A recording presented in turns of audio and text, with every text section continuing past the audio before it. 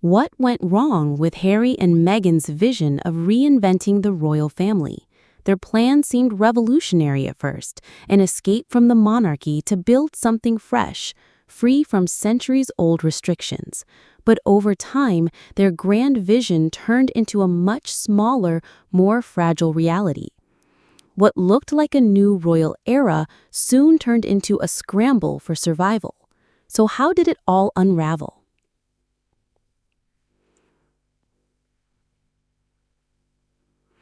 When Harry and Meghan stepped away from their royal duties, they didn't just leave behind royal titles and protocol. They left with a vision to build a modern empire that would transcend traditional royal constraints. They wanted to create a brand based on freedom, independence, and influence. But what seemed like a bold, revolutionary reinvention of royalty soon turned out to be far more complicated. The dream of shaping their own royal-style operation started crumbling. The empire they envisioned was shrinking by the day as they tried to balance image, finances, and public perception. What began as a story of escape evolved into a struggle to stay relevant, with many of the promises made fading into a harsh reality.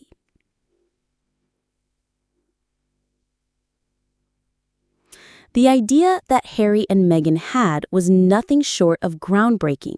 They didn't just want to leave the royal family, they wanted to create something entirely new.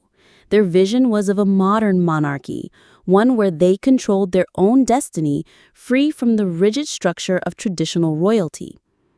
In the early days, they dreamed of a fully staffed operation, chiefs of staff, communication officers, PR experts, and a dozen full-time employees, all with salaries that seemed to promise a level of influence akin to the monarchy they were leaving.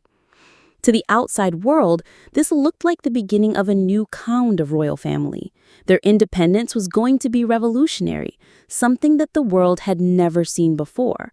But what started as a dream soon began to crumble under the weight of financial pressures and internal chaos.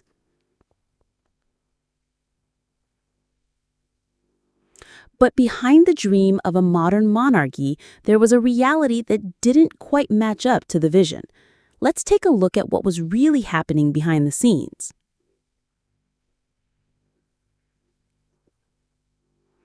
In theory, Harry and Meghan's royal-like operation was designed to emulate the power of traditional royalty, but the reality of what they built was much smaller and much more disorganized than anyone expected. There were no palace aides, no royal press officers, no dedicated personal assistants working around the clock.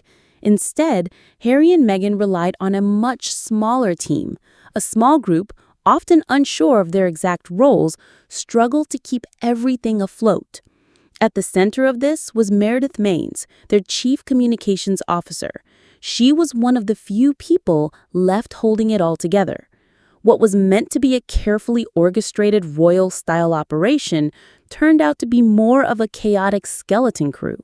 The grand vision of a powerful, independent empire was quickly replaced by the reality of a team that lacked the resources or structure to make it work. But behind the dream of a modern monarchy, there was a reality that didn't quite match up to the vision. Let's take a look at what was really happening behind the scenes. In theory, Harry and Meghan's royal-like operation was designed to emulate the power of traditional royalty, but the reality of what they built was much smaller and much more disorganized than anyone expected. There were no palace aides, no royal press officers, no dedicated personal assistants working around the clock. Instead, Harry and Meghan relied on a much smaller team.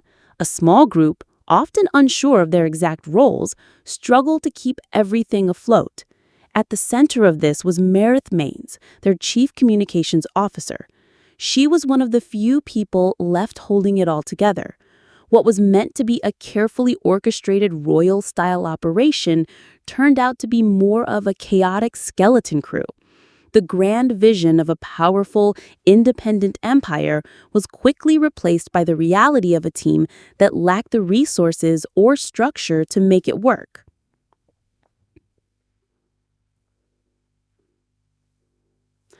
But if they didn't need the size of the team they had, what was the real reason behind building such a grand operation? What were they trying to accomplish? Let's break it down.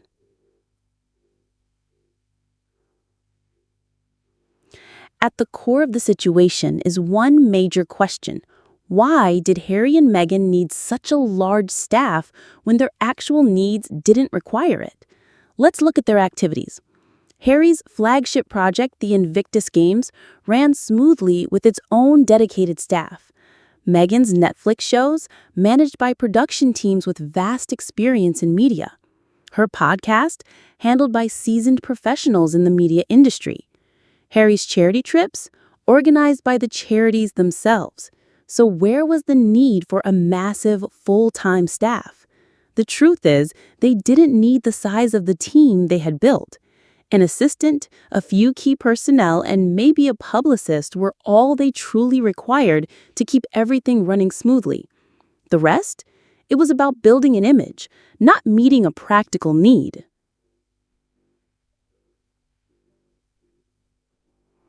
But this wasn't just about practicality. It was about the image they were trying to project. Let's look at how maintaining an illusion of grandeur played a role in the creation of their royal-style team. For Harry, growing up in a palace filled with staff, aides, and courtiers, the idea of constantly being surrounded by people was not just normal, it was essential. He had always been part of a world where people validated his royal status, and when he stepped away from that world, it makes sense that he would want to replicate that comfort and sense of importance. For Meghan, the need for staff and status was just as critical. Coming from Hollywood, Meghan knew all too well how perception defines success. In the entertainment industry, image is everything. Being seen as powerful, influential, and surrounded by the right people is part of the game. For Meghan, having a large staff was part of maintaining that image. Together, Harry and Meghan weren't just creating a functional operation. They were trying to create an image, a modern monarchy, albeit on their own terms. But the reality was that they didn't need the staff to maintain their work. They needed it to maintain the illusion. But as the financial pressures began to take their toll, the illusion of royalty started to unravel. Let's dive into how money became a driving force behind the breakdown of their operation. As the financial pressure mounted, it became clear that Harry and Meghan's dream was not as sustainable as it seemed.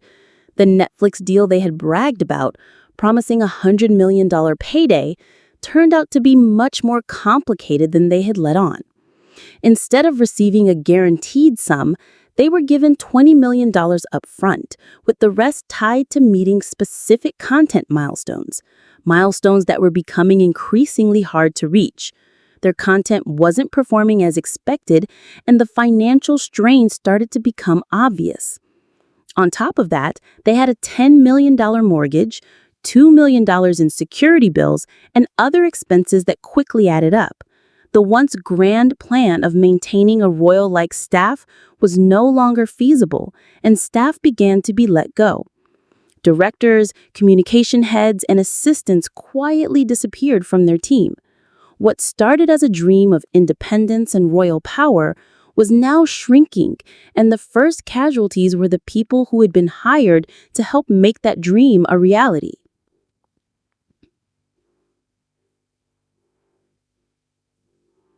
Instead of simply admitting to the financial realities, Harry and Meghan tried to put a positive spin on the situation. They framed it as a strategic pivot, but was it really about a change in direction, or was it something entirely different? Rather than openly acknowledging the financial strain behind the layoffs, Harry and Meghan decided to present the change as a strategic pivot. they turned to Method Communications, a third-party PR firm, to take over the management of their brand. But the truth was, they could no longer afford to maintain their in-house staff. Instead of having a dedicated team working solely on their brand, Harry and Meghan became just one client among many, for a PR firm juggling several clients at once. What had once been a high-powered in-house operation had now become a much smaller, more corporate-style setup. The change wasn't just about saving money.